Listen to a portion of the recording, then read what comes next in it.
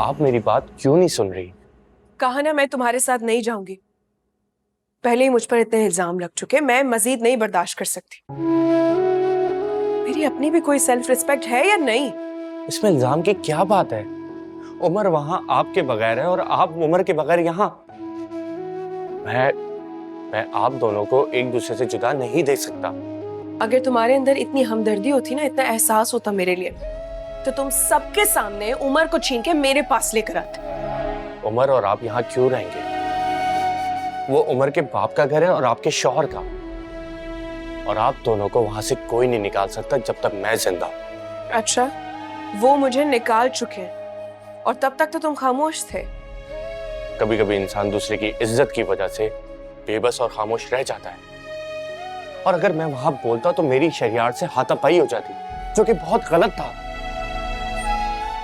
लेकिन अब मैंने सोच लिया है, चाहे कुछ भी हो जाए, मैं खामोश नहीं रहूंगा। अगर तुम कुछ करना चाहते हो ना वाकई मेरे लिए, तो सिर्फ इतना कर दो कि उमर को मेरे पास वापस ले आओ। बस मुझे और कुछ भी नहीं चाहिए। एनी, आप खुद तो महरूम हो गई अपने हक से, आप उमर को अपने हक से क्यों महरूम कर रही हैं? अफान ठीक कह रहा है। नहीं, तुम क्यों आयशो भरी जिंदगी से महरूम रहो और अपने बेटे को भी महरूम करोगी? हमारे इस छोटे से घर में तुम्हारे बेटे को क्या आसाइशें मिलेंगी? कौन सी आसाइशें में? क्या आसाइशें जहनी सुकून से बढ़कर होती हैं? मुझे 2 वक्त की रोटी मंजूर है अम्मी, लेकिन मैं उस घर में नहीं रह सकती जहां हर रोज अपने किरदार की सफाई देनी पड़े। ठीक है बेटा, ये सब सही है, लेकिन कुर्बानियां भी तो माँ को ही देनी पड़ती है ना औलाद के लिए। तो फिर आप साफ साफ क्यों नहीं कह देती कि आप खुद चाहती हैं कि मैं यहाँ से चली जाऊं, वहां चली जाऊं जहां पर दिन रात मुझ पर इल्जाम लगाए जाते, दिन रात मुझे सफाई देनी पड़ती है, जहां हर छोटी से छोटी बात का बतंगड़ बना के मुझे घर से बाहर निकाल दिया जाता। आप चाहती है कि मैं वहां चली जाऊं? हरगिज़ नहीं बेटा, कोई माँ अपनी बेटी को इस तरह जहन्नुम में नहीं भेजना चाहती, लेकिन बेटी और नवासे के मुस्तकबिल के लिए शायद ये कड़वा घूंट मुझे पीना पड़ेगा। बेटा अफान, मैं खुद तुम्हारे साथ चल के एनी को छोड़कर आती, लेकिन क्या करूं, एनी के बाबा की तबीयत ठीक नहीं है। क्यों? क्या हुआ है अंकल को? सब खैरियत तो है?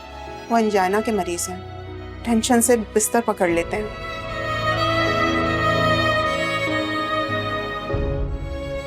मैं आपसे बहुत शर्मिंदा हूँ आंटी। अक्सर हमारी वजह से अंकल को टेंशन मिलती रहती है।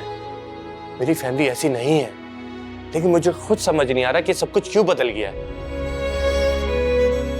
आंटी, आपको मुझ पर तो यकीन है ना? नहीं नहीं बेटा, तुम क्यों शर्मिंदा होते हो? हमें तुम पे पूरा यकीन है। तुमने तो हमेशा हमारा साथ दिया है, हक का साथ दिया है।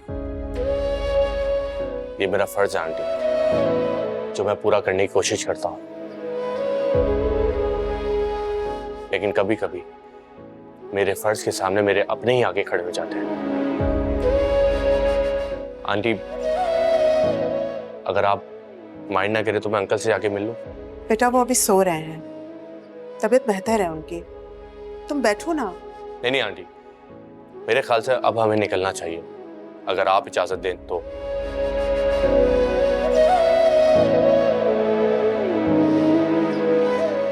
चलें?